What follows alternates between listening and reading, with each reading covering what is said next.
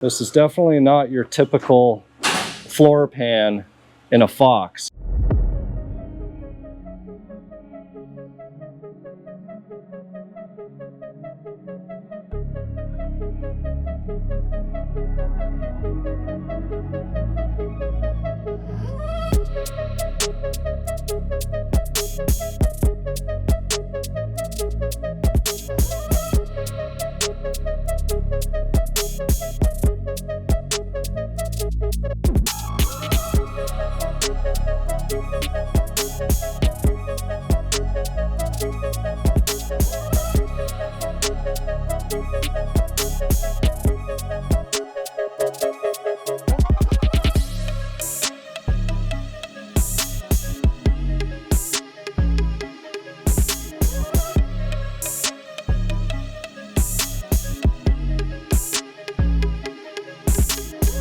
Here we are at Martin Brothers Customs. Probably remember them from Iron Resurrection on the Motor Trend days. And well, caught wind that they have something super cool inside, which is very relatable. And that is a 79 Pacecar. That's right, they are building a Foxbody. And what makes this Foxbody different is that it's actually sitting on a Roadster shop fast track chassis, which is might be the first one. Being that I'm a Foxbody enthusiast, just kind of naturally made sense that I reached out and said, hey guys, I want in. Let me know how I can help and get my hands dirty on this build. So exactly that, we'll be doing some collaboration between both the channels. So make sure you check out Martin Brothers' YouTube channel because, well, Iron Resurrection isn't necessarily a thing anymore. So I'll put a link up to the channel up there and you guys can go and check that out. But let's go inside. Let's go check out this 79 Pacecar build because it's pretty damn cool.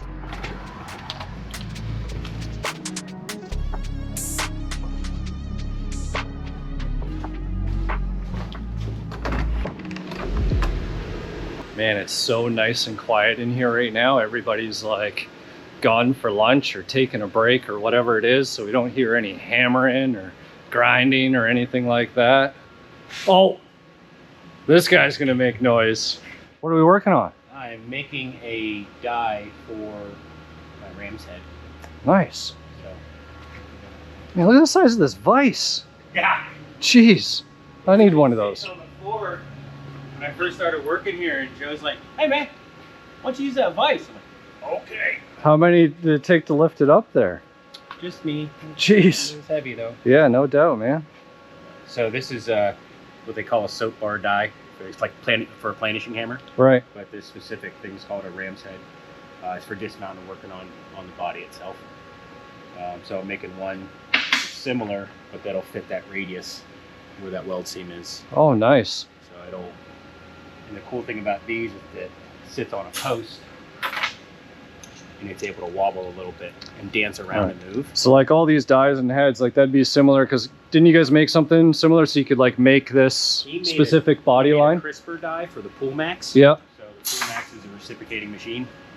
Does very similar things, but it's on like a crankshaft and it smashes metal, or it can cut metal too. All right. In there. But yeah, for making body lines and stuff. Awesome. Did I ask you if you had a Foxbody story? I don't think so. Do you have one to share? A memory? No. Not racing one? Friend didn't have one? Drag strips. That's it? They're like, yeah. You don't have a cool, like, you know, I took a girl out or something? No. Jeez. So your first cool story might need to be in this one. Yeah, maybe. So here it is, 79 Pacecar. I'm told it is a Texas car that was pulled out of the weeds somewhere. And if you haven't noticed, that is not an LS, that is not a Coyote, it's a Godzilla. So you can already see why I'm so excited for this build. And it goes really well with the fact that I'm about to do a couple Godzilla swaps over at my shop as well. So this car is on a full Roadster shop fast track chassis. So there's actually two. There's a SPEC chassis, which is the bolt-on version, and then this fast track one, which actually gets welded in. And I had the pleasure of speaking with Chad earlier, who used to work for Roadster Shop. He actually kind of goes over all the details and the differences in the chassis, which the main things, like I said, weld-in versus bolt-on. And there are differences, in fact, with the suspension and everything else. So let's hit some of that footage, then we'll come back, talk more about what's going to happen with this power plant here. Here we are. I've got Chad with me, and we've got the 79 Pacecar Godzilla build on a Roadster shop chassis. And one thing that I just learned upstairs when we were chit-chatting was that there's actually two versions. There's a fast track chassis and then the SPEC chassis. Yep.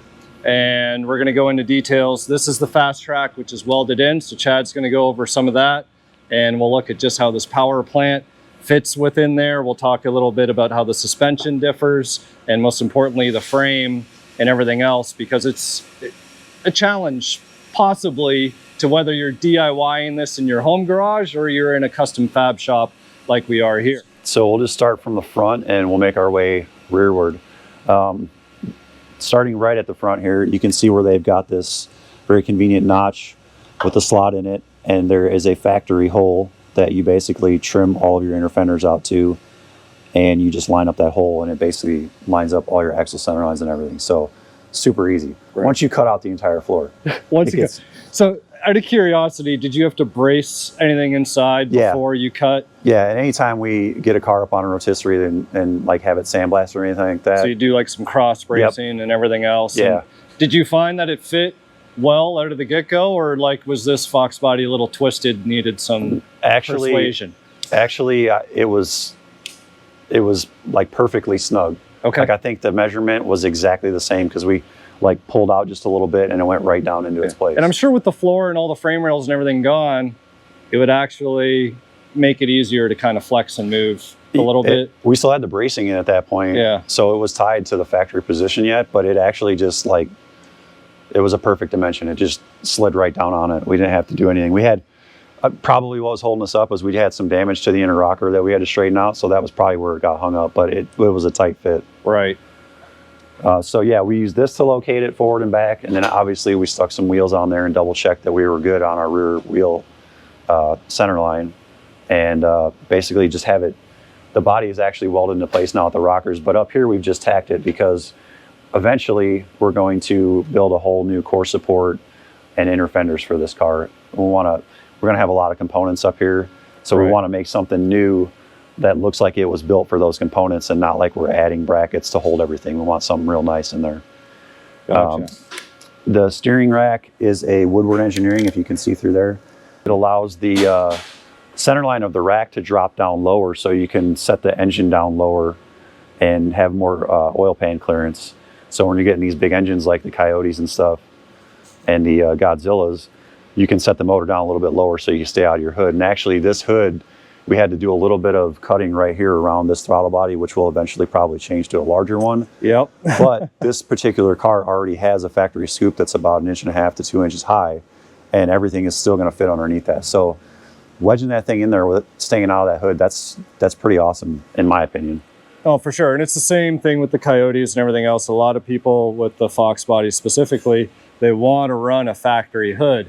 Yeah. And they don't want to have a cowl or something. And it's weird because it's actually here is a problematic standpoint, whereas factory, right, the throttle body and everything is over here, a little bit more forgiving, a little bit more room, especially if you got the cowl. We've obviously gotten rid of all the inner fenders, firewall's gone. There will be a set of headers that runs through here with the exhaust pipe running back. So you can see we've got a lot of packaging issues that we're going to have to deal with here. It's all going to work, but it's going to take a lot of engineering to get all this stuff shoved in here. No, I know we were talking about it a little bit earlier there and last week, and where to stick the turbos. We talked about doing some rear mount stuff, which is a no bueno, unfortunately, with the limited room back there. And once we get to the back, you guys are going to see exactly what we're talking about. But yeah, it's going to be a tight squeeze, right? Because we got radiator. It's going to have an AC, right? So we got vintage air, so we need to get a condenser. Then we need intercooling. And then we need turbos and all the plumbing that goes with it. And we'll probably run a power streaming cooler. Oil so just cooler. another cooler. I think it'd be great to have one in there. I mean, why not at this point? Yeah, no, absolutely. Especially when you're oiling turbos and stuff. So that will be added in as well. So now we're talking about tucking those things down low behind the headlights, and it's kind of a cool idea. And you've done stuff like that you showed us. So and as far as packaging goes, it makes for a really nice, clean install. It's real tidy looking. Oh, for sure. Right, back to the suspension. Yeah. Got excited about turbos. Yeah. So the Fast Track chassis uses a Corvette C7 spindle, which means you have to run an 18 or larger front wheel, whereas the SPEC version has a Mustang 2 style front spindle, and you can go all the way down to 15-inch wheels on that. So if you're looking for more of like a OEM style look, that's probably the better pick for you. Fast Track A-arms, you know, it's all Roadster Shops geometry. These ones are fabricated. They also have tubular ones, but I believe that the Mustangs are fabricated because they're slightly narrower than the tubular versions they make for their bigger cars. So it tightens up the track width a little bit. Gotcha. It's got their custom billet steering arms. Let's see if I can turn this. Very nice. Super fat sway bar, bump stops. I mean, all the stuff is in there. You could run a like an air strut in there if you wanted to. They have different options. Like from, I mean, if you tell them what you want to run in it, they can make it happen. Right. You can do like air ride.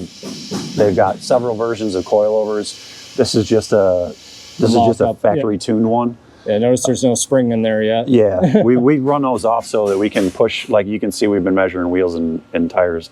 When we take the springs off, we're able to move the suspension through its travel and check all the clearances so we stay out of the way of important stuff. Right. But they do have like single adjustable versions, double adjustable versions.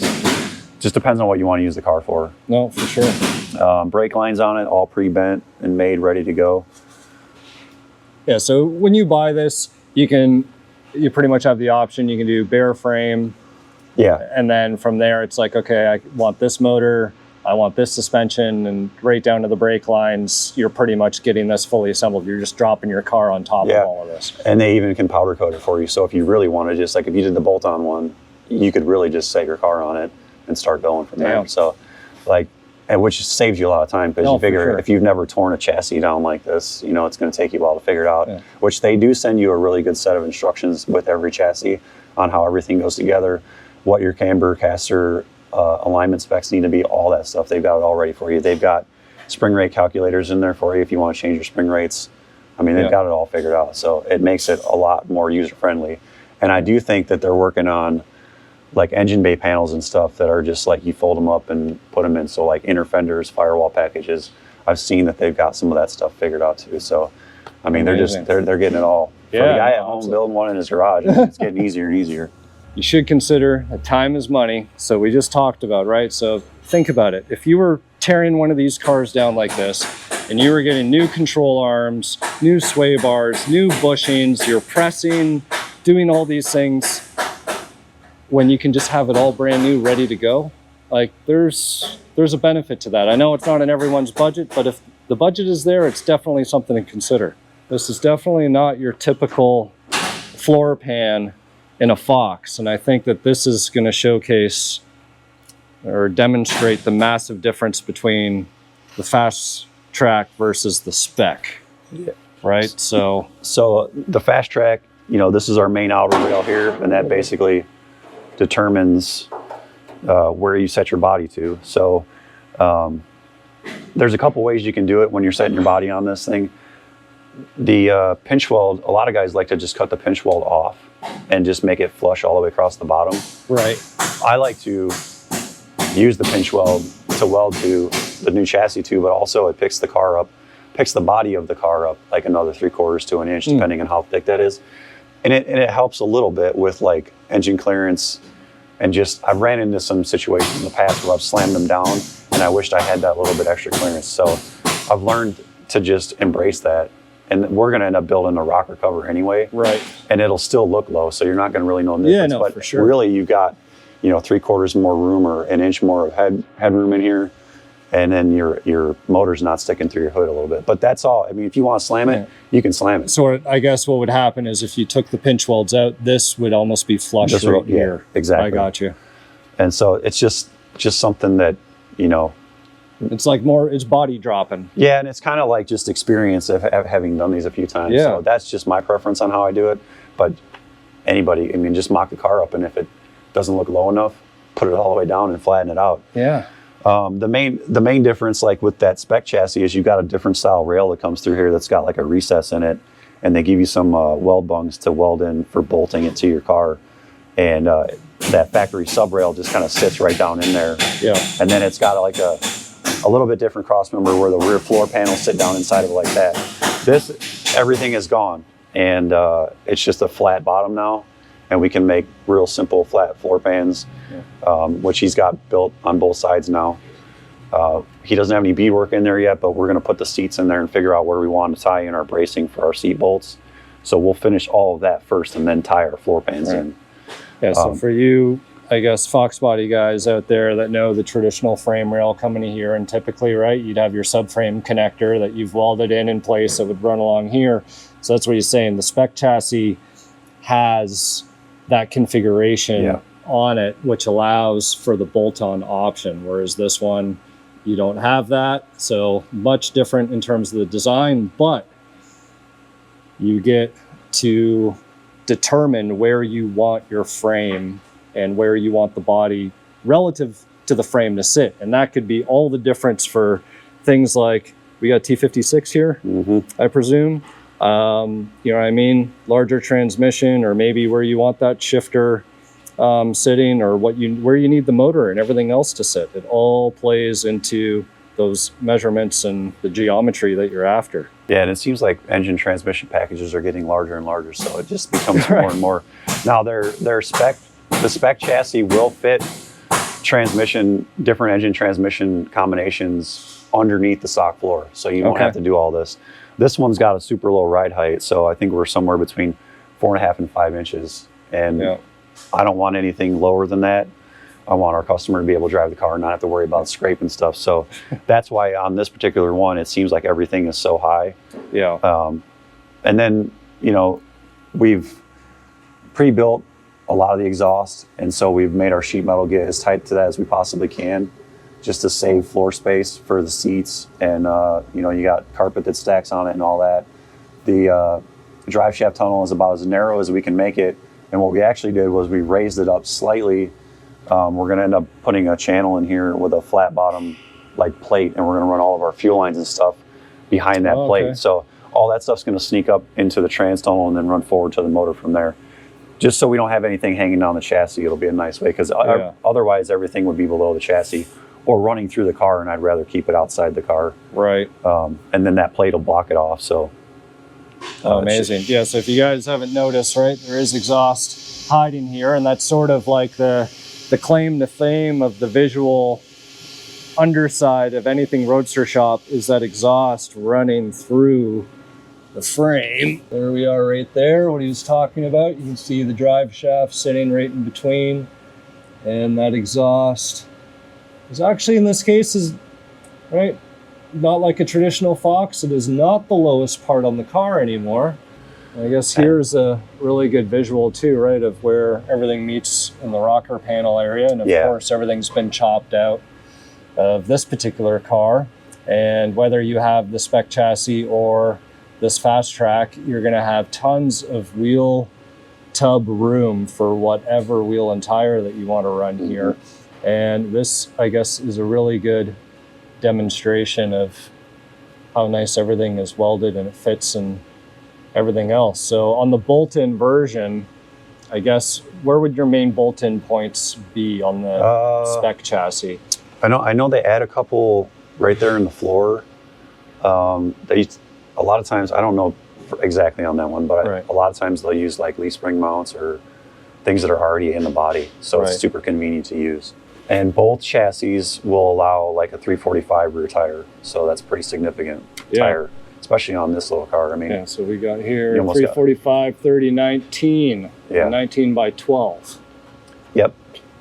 Do we know what wheels are going on this car yet? We've got, we're working with Revo Forged. And he's, the customer really liked like a BBS race wheel. And so he's kind of designed, it was inspired by that, but he put his own spin on it. Gotcha. So he's in the process right now of doing renderings for us for that. We got him all the back spacing that we need.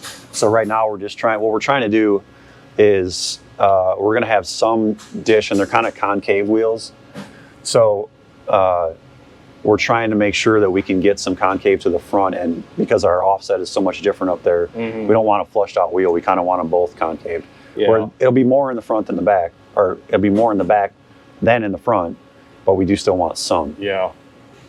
Same thing here, where this is kind of like up into the body of the car. The bolt-in version would be sitting down a little bit lower here. Yeah, we wouldn't have had to remove all this stuff. Yeah. And basically what we did is when we were taking all this stuff out is we just went to the nearest like spot weld flange and took it off there rather than just hacking through the sheet metal and adding onto that. We like to just go back to where there's already a spot weld flange and then build off of that. So it's not like you're adding pieces on pieces. We'll just go back a little bit further and make a whole new piece. Right. Well, that's definitely everything right down to the welds. Oh, they're killer. Yeah. I know some guys could maybe do it in the garage, but most guys can't. So could only dream of it. Oh, and then in terms of the suspension in the back, is there anything like crazy 9-inch or Ford, specific to it? 9-inch Ford, same coilovers, and you have all the same options to upgrade those too. We'll talk about the rust later. Yeah, we're taking that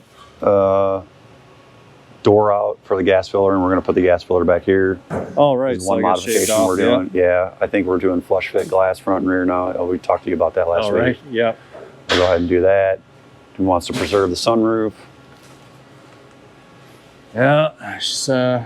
Where's this car from originally? Do we know? I don't know where it's from originally, but we got it in Texas. It was sitting out in a field, just getting sunbaked for who knows how long. Yeah. I mean, you can, like the seats, all the plastic is messed up. The bumpers were just, anything plastic was basically destroyed. So one downfall to Texas, folks. Everything gets extremely dry rotted, and things like your rubbers, your plastics, everything like cracks. And you saw that with my Foxidized project. And versus a northern car, right?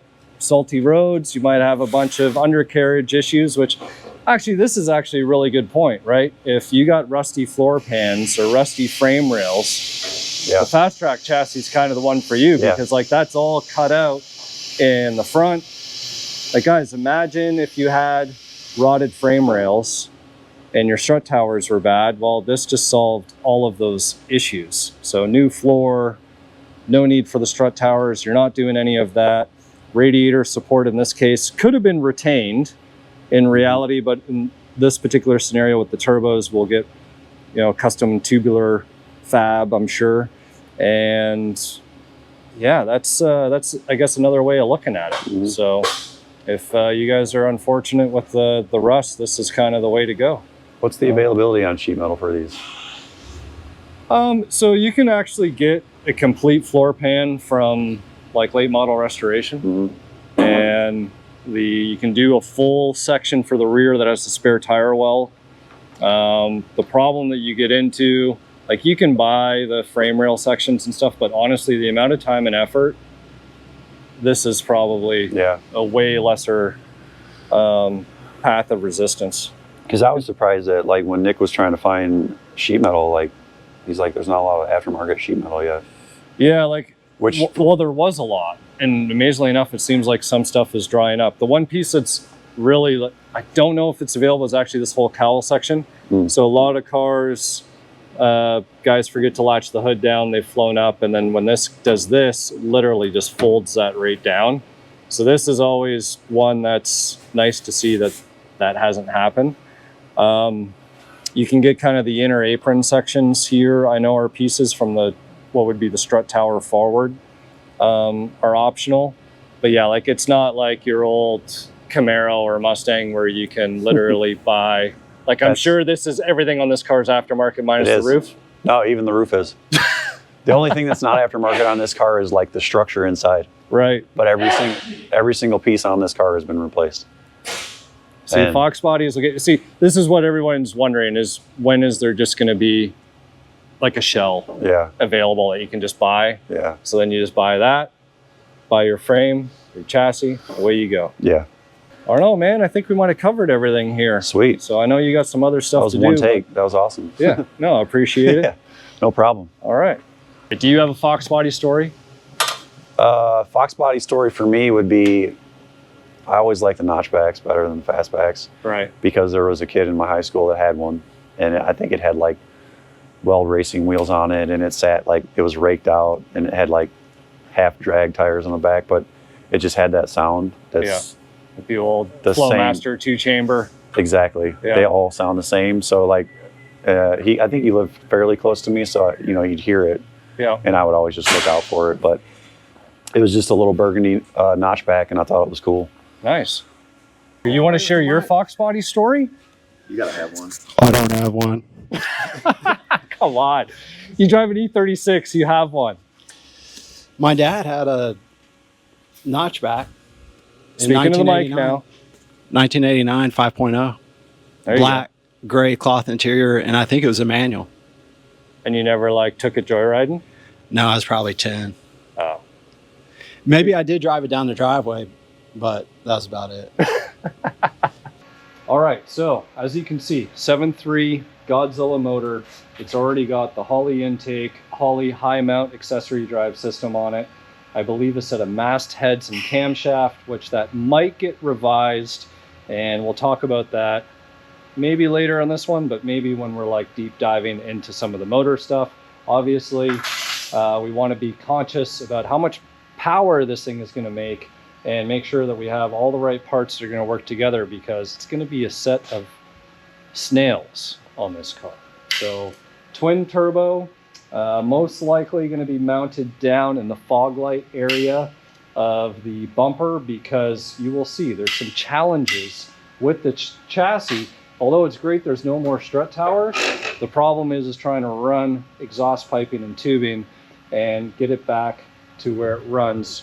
Down there next to the transmission, you can see the inlet on the X pipe from this side, and if we look over here, we can see there's already some tubing over there as well.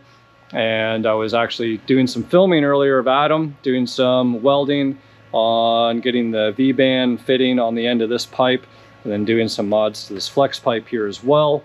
So be sure to check that footage out. That'll actually be on the Martin Brothers channel. But here you guys go. It's pretty amazing to see, right, the car in this state, and to see it on the chassis and all welded in. So Chad did mention, right, the car was braced before they cut all of the floor pans out, and like everything got chopped out. So imagine, right? Strut towers are gone, front frame rails are gone, the floor pan is gone, the rear frame rails are gone, everything is gone. But the one thing that is super cool that I didn't know this with the Fast Track chassis, I didn't know that there was two options.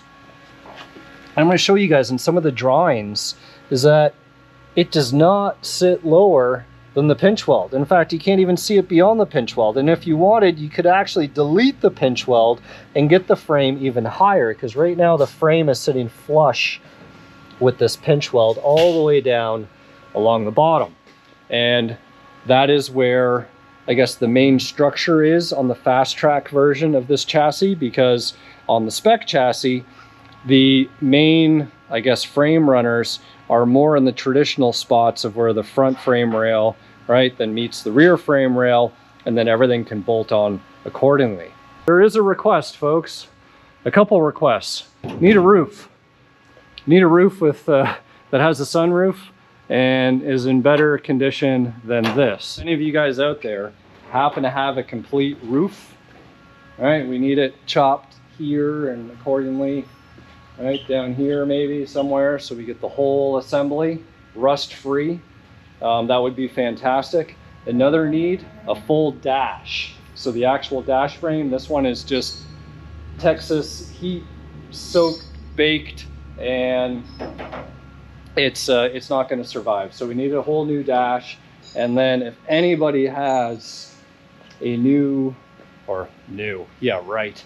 if anybody has a Pacecar or 82 front end, the whole assembly that's in good shape, that again isn't sun baked and absolute trash, please reach out directly, info@theinfamousproject. Let me know what you have and what's available, because, right, it's always better when you work with cleaner stuff that isn't going to cause you a bunch of headaches. Such a cool build, and I don't know if any other Foxbody is on a Roadster shop chassis yet, so this could be the first.